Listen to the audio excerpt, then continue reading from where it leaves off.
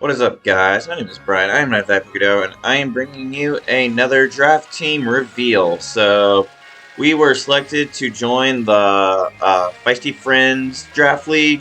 It is a Little Cup draft league in the Game Room Discord server. So, it's gonna be a little bit of an off-season content for in between UGA's off-season.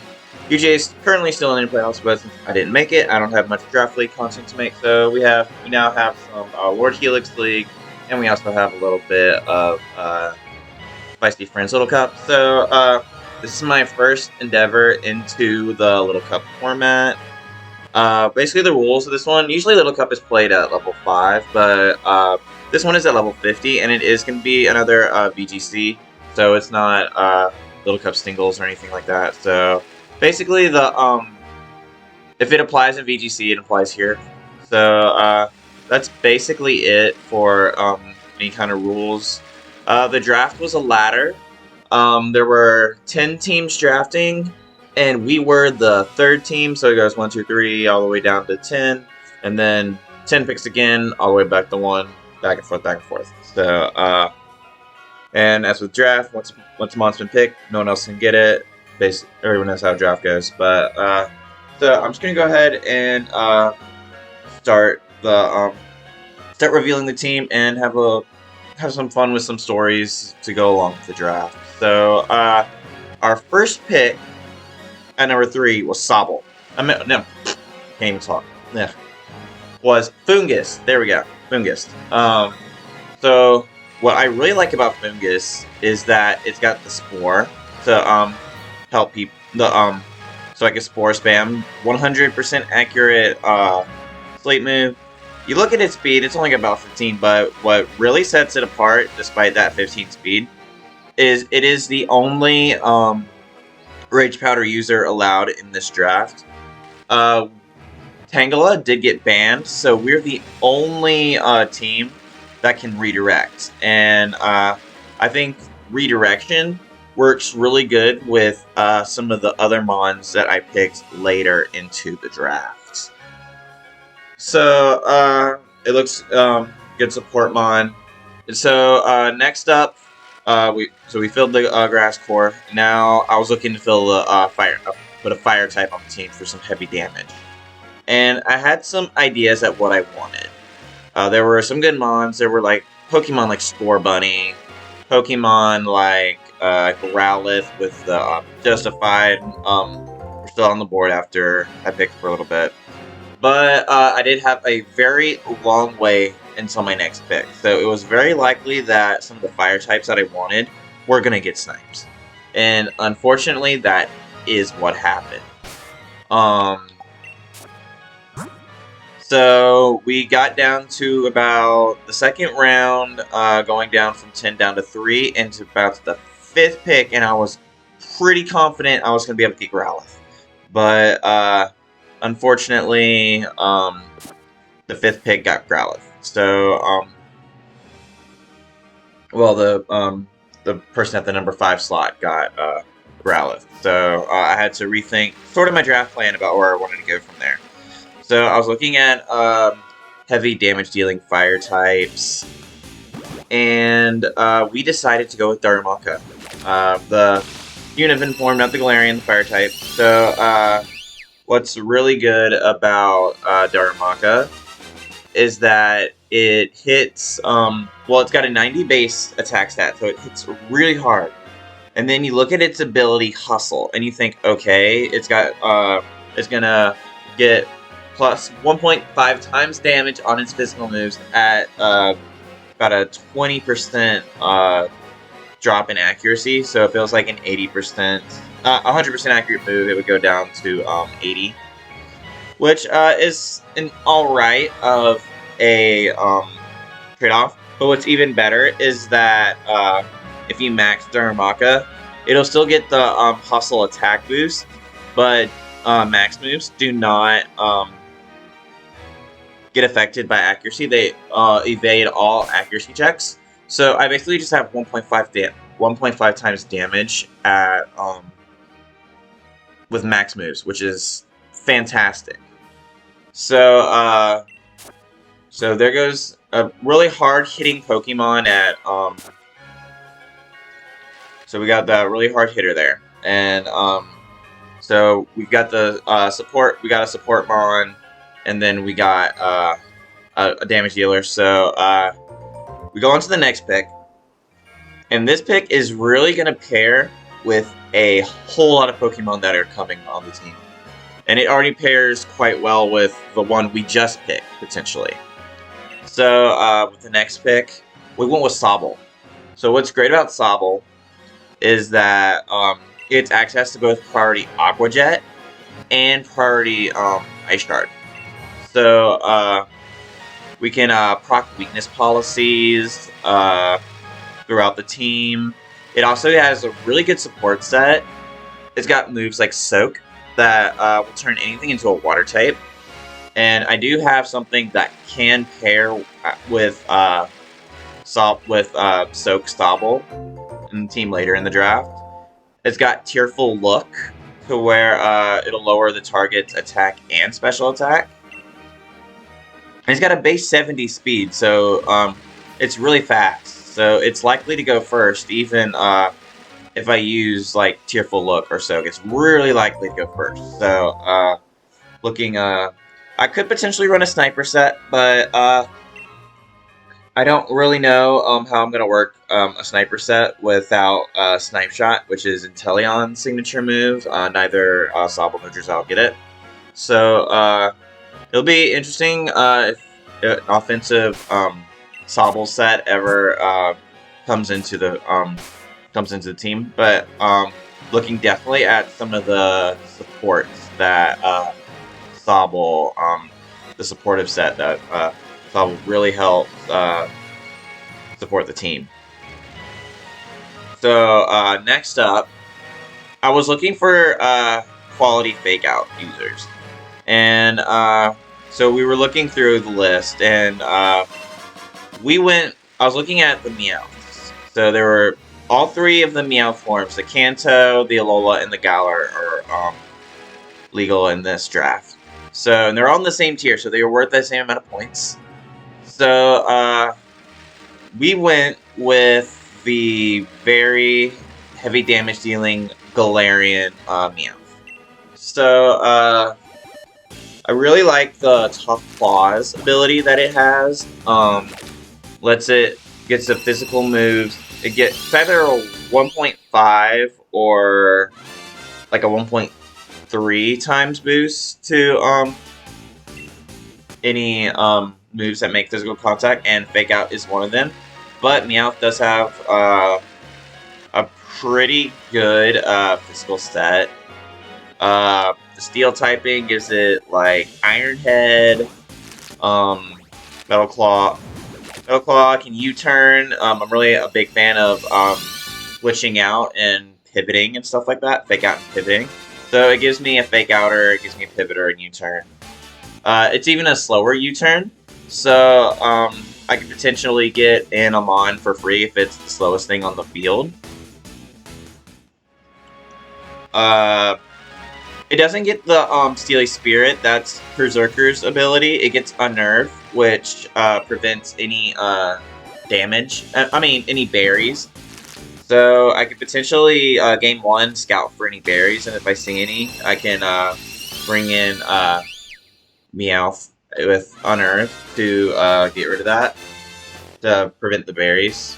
But I do think the Tough Claw set will be probably the more likely bring. And so it's a pretty good Mon. I'm looking forward to using the Galarian. The Galarian Meowth is one of my... The Galarian Berserker is one of my favorite Galarian forms in in Sword and Shield. So just be able to use Galarian Meowth. Really big fan of that pick. So after that, I was looking at speed control. So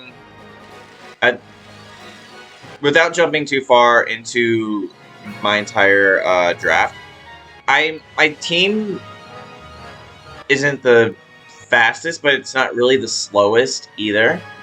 So I was really looking into ways I could control speed. And a good way to control speed is moves like String Shot, you can Tailwind, we can Electro Web, Icy Wind, that kind of thing. So so I was looking at it, and I remembered the Volcarona set that I ran in UGA Season 2 that had String Shot paired with Vikavolt for so I could outspeed with Vikavolt. So I went with Joltik. So what's really good about Joltik is its ability Compound Dies. So what Compound Dies does is it gives all of its moves like 30% more accuracy. And what was the down part of Volcarona using String Shot is that it could miss, and it missed quite a few times that matchup. And it's not the only reason I lost that matchup, but I do wish. But with the 100%, it's now like over 100% accurate with the String Shot's now 100% accurate with the 1.3 times boost to its accuracy, so it'll never miss. So it's I pretty much have a guaranteed String Shot or Electro Web hitting both targets at from the very beginning.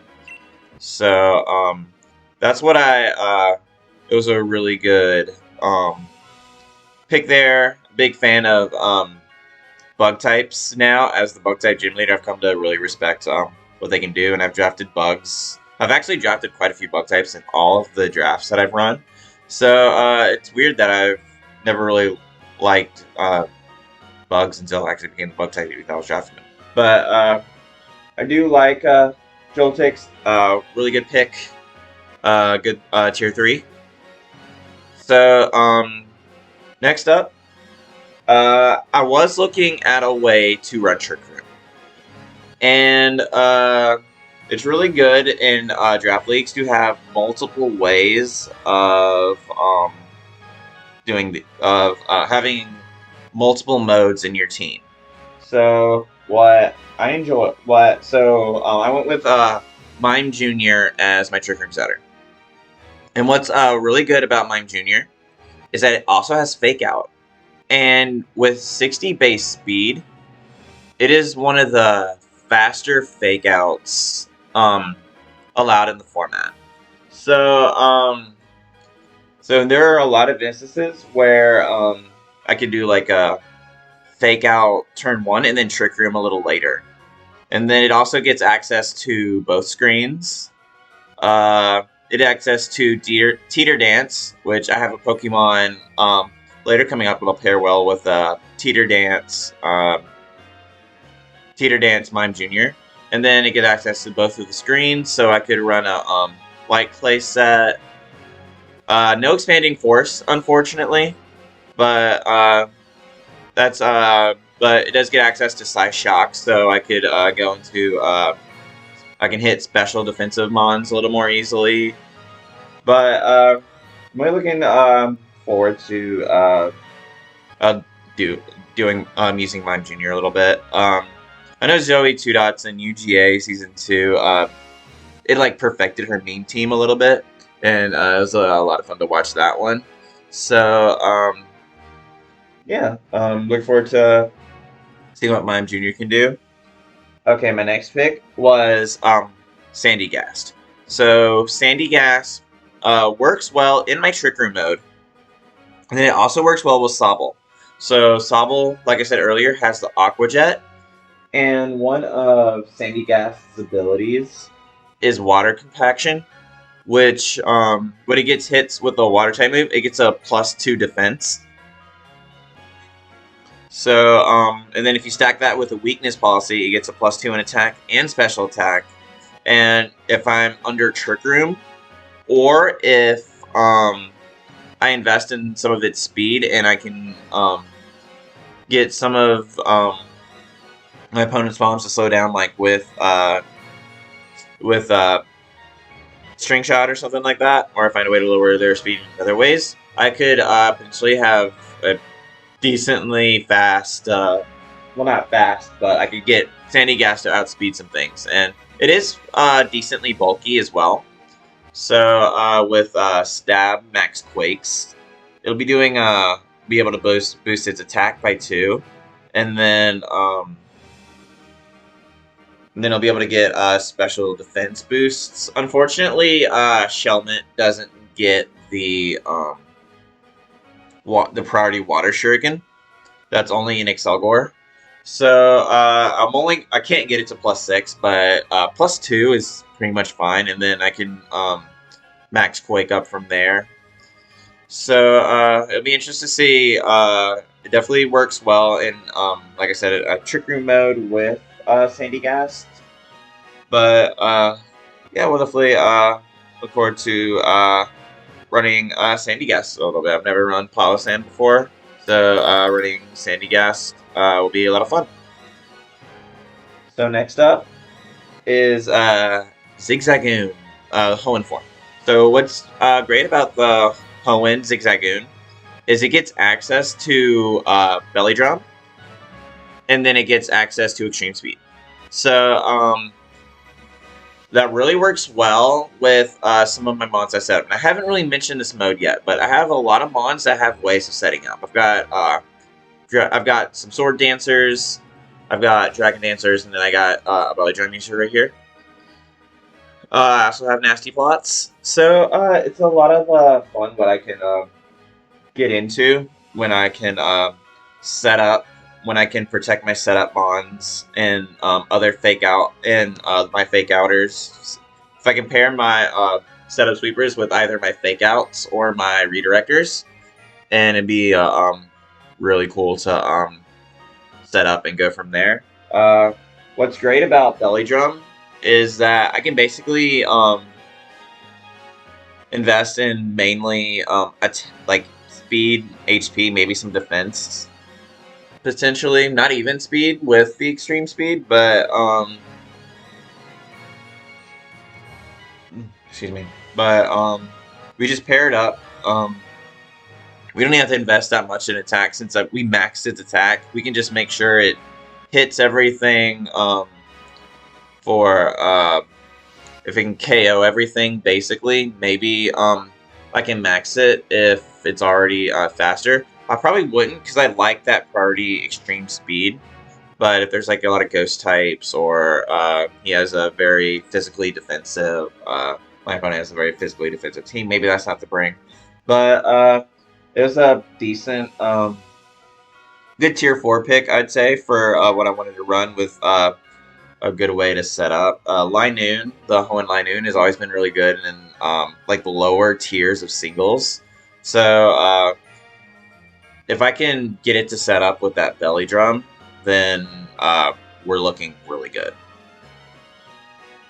So after that, I told you about the Teeter Dance on Mime Jr., and this is the one that pairs with that Teeter Dance. So we got Rockruff. So one of Rockruff's abilities, it has 4 abilities because of the event Like and Rock because the event Like and Rock. So if you have a Rockruff with the ability